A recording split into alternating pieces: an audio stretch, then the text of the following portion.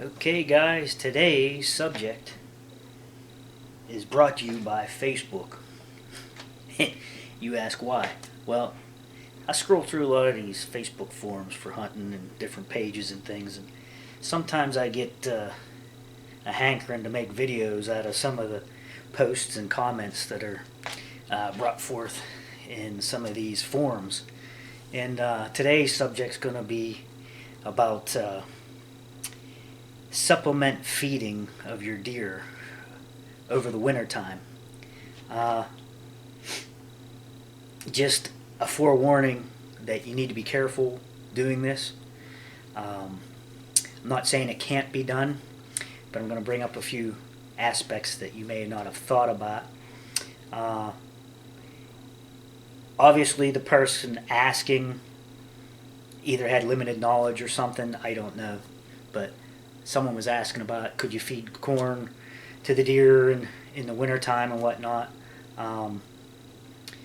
I wouldn't recommend doing that over the wintertime. If they have a steady diet of corn all year long, maybe they could withstand digesting that. But if you're going to throw that into their diet over the wintertime, that would not be a good idea. Deer are browsers. Naturally, they do not need our help in the wintertime. They switch to eating browse, the twigs, leaves, bark, things of that nature. I've even seen them in certain instances where they're really hungry go for pine needles and things like that. Like I said, I'm not saying you can't do this. There are certain ways to do it, and we'll go over that. One of the things the guy suggested was, could I give them hay? Well, hay is not a good idea. Hay's a bad idea. Then he rephrased the question and said, how about alfalfa bales? Well, alfalfa bales would be a better choice. Hay, not so good. Hay and corn and things like that do not digest well in the deer's rumen, and you create a situation called acidosis. There's digestive problems and things that come with this. It's just too hard on their system.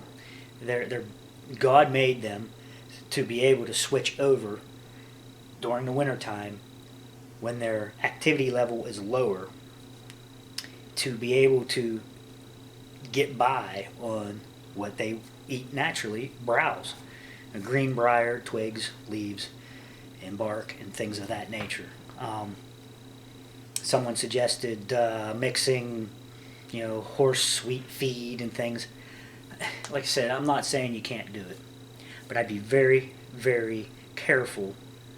You could actually be doing the deer more harm than good when you think you're helping the animal with an easy meal in hard times. But deer are really resilient. They're tough animals. They will get by without you. When in turn, what you should be doing, since you're talking about supplementing your food plots in the first place, what you should be doing is planting for 365. And you say, what is that? Planting 365 is making sure you have something in the dirt all year round. And you ask, well, how do you do that? Well, here, for instance, you could have clover all year round. Clover's king. Deer will come to clover all year round, no matter what time of season. You got like things in the spring, buckwheat, soybean, things like that. Some other crops from the previous year. In the fall, yeah, I know you want to have your things to try to hunt over, but don't plant them too early or they won't be there when you need them to be there during hunting season. But what I'm getting at is, when you plant that stuff for fall, make sure you have something in it that's going to winter over. Something like winter wheat, winter rye, things like that that'll last over. Clovers, alfalfa even can winter over, and it'll be there even under the snow if they have to dig for it. The brassica bulbs will be there under the snow. You got to have something that's in there year round, no bare dirt. So really what you should be aiming at if you're talking about supplementing them and you have food plots already, you should be feeding them 365 through your green and growing plots. So rather than supplementing, and it's way cheaper to plant something and have it grow rather than buying alfalfa bales to put out. Now if you have lots of money and you don't care about money and that's what you want to do, by all means, you are able to do that, do it. If it makes you feel better to supplement deer with however means you have, do it. But be careful of the certain things that aren't digestible for them or easily digestible. You could be doing them more harm than good. Any comments, drop them below. Please subscribe.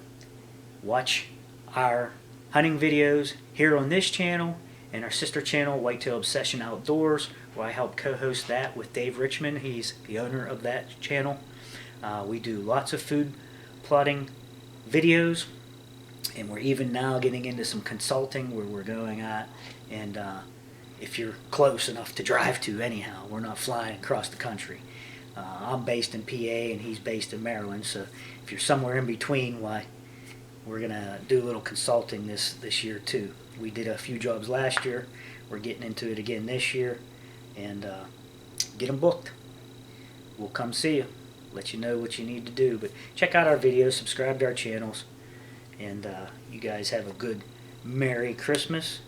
And questions below, I'll try to answer them if I can. If you disagree with me, comment. We'll talk about it like men. Maybe you can enlighten me. See you on the next one.